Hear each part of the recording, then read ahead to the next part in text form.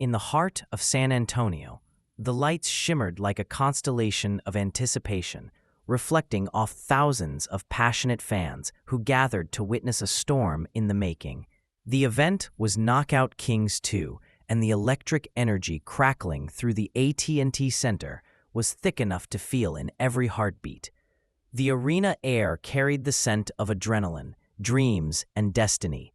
Two fighters, two nations, one title. Keith "One-Time" Thurman, the undefeated American knockout artist, walked in with that cold stare of controlled fire, carrying the soul of a warrior sculpted in discipline and hunger. In the opposite corner stood Argentina's unbeaten powerhouse, Diego La Hoya Chaves, a fighter who didn't just hit, he punished. Both men entered the ring unbroken, unmatched, unafraid. As ring announcers introduced them to the roaring crowd, it wasn't just leather and gloves that clashed tonight. It was philosophies. Thurman, the technician of destruction, versus Chaves, the relentless pressure machine. They were virtually identical on paper, but tonight, paper didn't matter. Tonight, grit, heart, and punishment would decide everything. Thurman promised to chin-check Chaves early. Chaves promised to meet fire with fire. And when the bell rang for round one, it was clear. Neither man had come to box safely. They came to obliterate. The first round exploded like dynamite. Thurman fired stiff jabs like arrows aiming at Chaves' guard, probing, testing, analyzing. But Chaves didn't wait.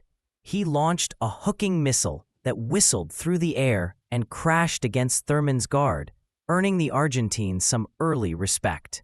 Like two swordsmen, studying each movement, they stood toe-to-toe, trading body shots like whispered threats, warning of deeper dangers. Chaves upped the pressure, pushing Thurman toward the ropes, digging savage body punches that looked and sounded like they were thrown with malicious intent. His 66-inch reach allowed him to attack angles, making his rib-cracking hooks sink with venomous precision. Thurman winced, but only for a moment. He wasn't breaking. He was downloading data.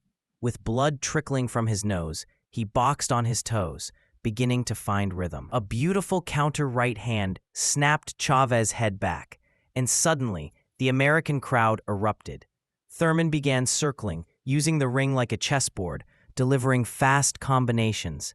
Left hook, right hand, pivot, staying disciplined while unleashing violence.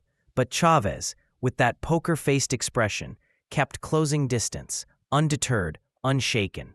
With under a minute left, Thurman unleashed a fiery combination upstairs, stunning Chaves momentarily. The crowd could sense the drama unfolding.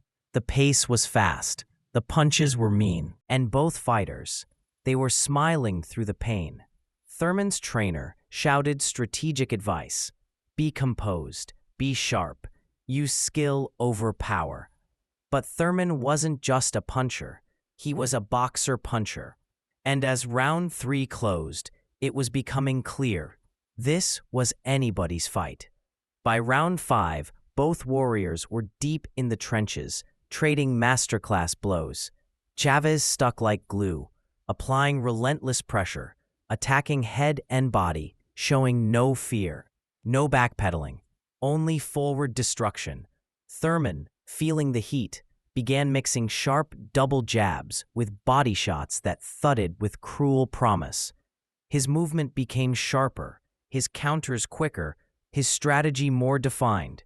The pace slowed, but the violence simmered just beneath the surface. Each punch thrown with intention, each reaction a calculation. Thurman began digging to the body with authority, thudding right hands that echoed across the arena. Chaves walked through them like a machine, but the toll was starting to show. The Argentine's bodywork was venomous, targeting the ribs like a predator hunting vital organs. But Thurman, the thinker, adapted. Instead of trying to match Chaves' brutality, he pivoted to precision. He jabbed, he countered, he moved, he reset. He began using angles, making Chaves chase shadows only to walk into stiff right hands. but the Argentine warrior still marched forward with haunting calm, expression frozen, eyes unblinking, looking like a soldier walking through a battlefield unfazed by explosions. Round 7 ended with both men landing bombs, both men standing firm. But something changed. Thurman was reading Chaves, solving the puzzle. He began to sense the weakness. The body. The body was the doorway to victory. As round 8 began, chatter from the commentators reflected the tension. This was a razor-close battle, tactical, emotional, brutal. Both men had similar punch stats, similar output, similar damage, but only one would walk out undefeated. Chaves continued his pressure, sticking that jab, looking for openings upstairs. Thurman, cruelly clever, began investing heavily in the body, hammering the left hook downstairs like a blacksmith forging steel. Each thud sank deeper into Chaves' will. Each breath from Chaves seemed more labored, more heavy. Thurman smelled something new: fatigue. The Argentine warrior was still firing, still dangerous, but he was slowing. That poker face couldn't hide exhaustion. By the end of the round, Thurman was landing combinations almost at will, especially to the body. His corner whispered, "Stay calm, he's breaking." And Thurman nodded. He knew. The body doesn't lie. Round 9 was pure heart versus genius. Chaves tried one last furious surge, pushing Thurman to the ropes, ripping heavy hooks, aiming to turn back the tide. The crowd sensed urgency from the Argentine. This was desperation. Thurman took some, slipped others, and then, like a hunter who had studied enough, countered with a devastating left hook to the body. Chaves froze. His legs stiffened, but he refused to fall. The commentator screamed. That hurt him. Thurman saw the crack in the armor, circled, faked upstairs, and dug once again into the liver. Chaves backed away, wounded, human, vulnerable. The bell saved him, but the damage was done. The storm was coming. And round 10. Oh, round 10. The final act of the drama. Thurman walked out like a man possessed, ice in his eyes, fire in his fists. 30 seconds in, he set the trap. Jab upstairs, fake right, brutal left hook to the liver. Chaves gasped. His body collapsed before his mind could resist. He fell to one knee, wincing, gasping, trying to rise. But body shots don't just hurt, they cripple. The ref counted. Chaves stood, but he was broken. Thurman surged forward, unleashed a final savage left to the body, followed by a chopping right upstairs. Chaves crumpled for the second time. This time, he didn't rise. The referee waved it off. The arena exploded. Keith one-time Thurman had done it. He broke a warrior's will with brain and brutality. The crowd rose to its feet, applauding not just a knockout, but a symphony of intelligence, grit, and heart. Thurman wasn't just a puncher. He was a tactician, a thinker, a finisher.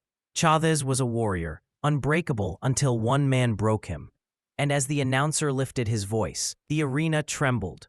Winner by way of knockout, and the new interim WBA welterweight champion of the world, Keith one-time Thurman.